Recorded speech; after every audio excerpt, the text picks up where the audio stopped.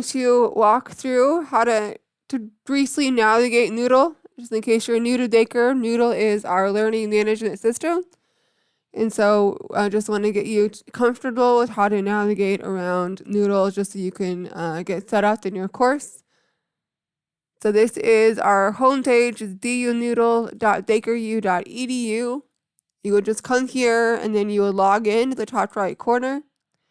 And if you're a student, obviously you use the student one. If you have a faculty email or if you just have a normal Daker email, you would select the one that your Daker email ends with, and then you would click that and sign in. I'm going to do that, and it's going to automatically sign me in, so it's super easy. So this is our dashboard page.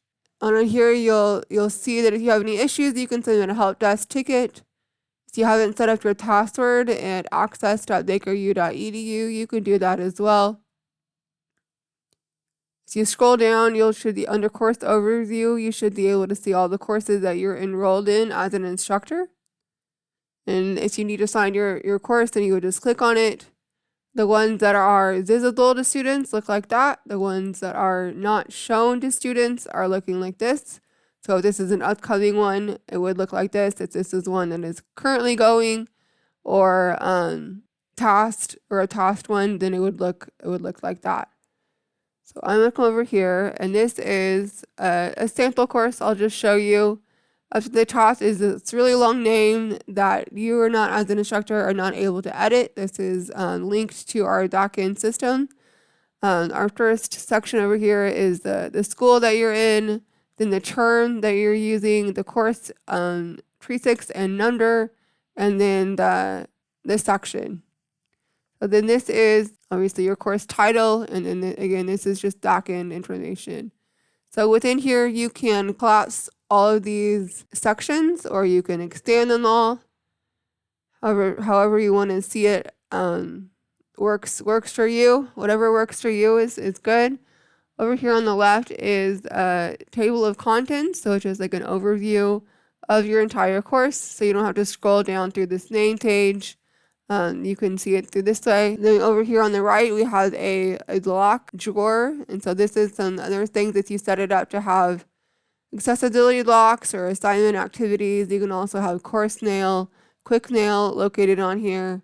That's super easy to do. To edit anything on your page, you would just make sure that the editing node on top is selected. You can add a lock. You can drag things around over here. Or even right here. And you can see that there's a pencil that showed up on this page. If I want to change the names, I can click the pencil and just type in a different name and then click enter to save it. If I want to edit the settings in this activity, I will just click these three dots and click edit settings. I can also indent it a little bit. I can re-put it back. I can hide it from students. I can copy it, or I can delete it. If you want to add an activity or a resource, you can click that down here. And it'll give you all these things that you can add. Assignments are popular. A book is a great tool to use as well.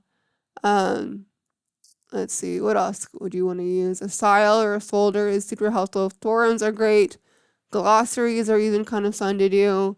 HIT is like an interactive way that you can make your course a little bit more interactive. It's a little bit more complicated, but it is a cool thing once you get it figured out. We'll have a video on that in the future, so stay tuned.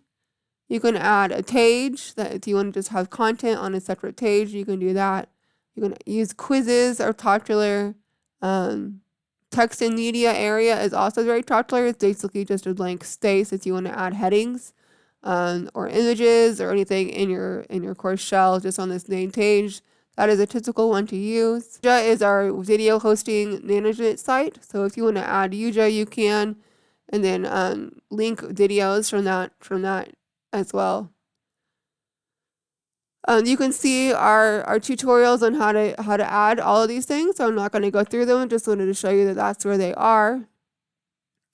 And if you need to, let's say, you want to add a topic. So like this instructor, she has her week starting down further down. That she has a lot of different sections up top that are just kind of generic and not necessarily related to the weeks. She did that by adding a topic. At the end of each section, you can add a different topic, and then it will give you the ability to kind of add activities and resources and name it however you want. And then if you don't want it, you can just delete it. You can also move it around. That's also helpful if there's like a break week in your course that you don't have dates or class score, then you can add a topic and kind of have that as a placeholder so your weeks all even out. So you also have bulk actions that you can do at the top right. It will let you bulk make available the duplicate or move or delete or availability. So you can click on this on the side, or we're going to expand it so you can see each individual activity. You can click on the check mark or right in the middle, and then you can delete it, duplicate it, move it, or even make it all hidden to students. So that's a really cool new feature that we have at Moodle.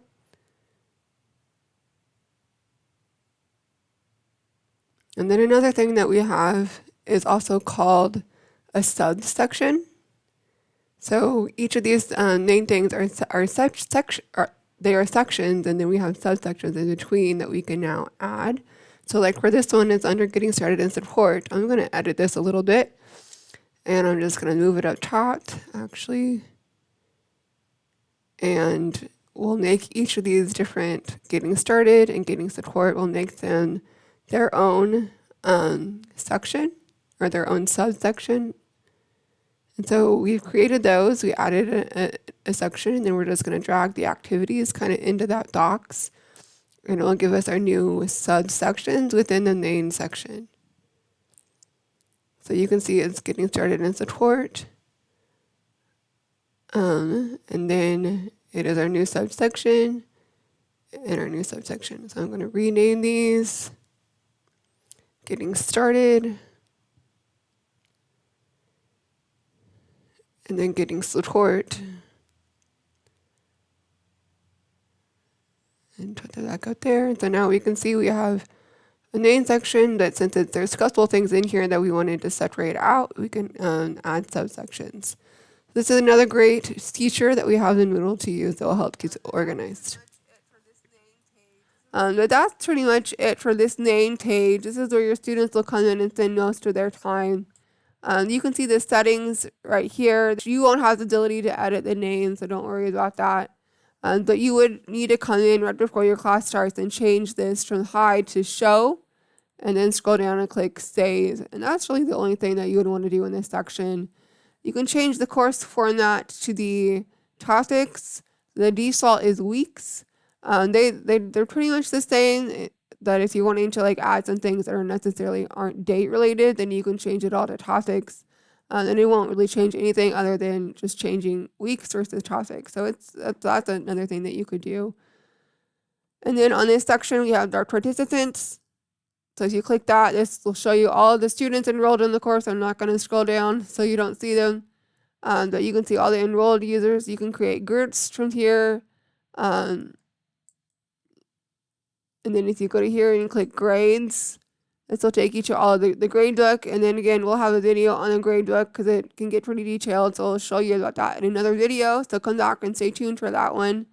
If you have any reports that you want to run, you can do that here and view logs and activities for each student. You can find those here. We also have a date report. That is a new feature that we have in Moodle. So from here, you'll be able to edit all of the dates from any activity within your course.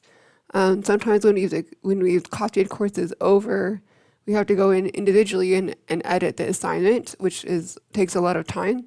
And so this report and this page allows you to see all of the activities and all of their due dates all in one page. So it makes it super. If you're wanting to copy a course over, you would come down here to course reuse into your next course shell. You can do that as well. So that's basically it. If you have any questions, reach out to CTLD and we're here to help.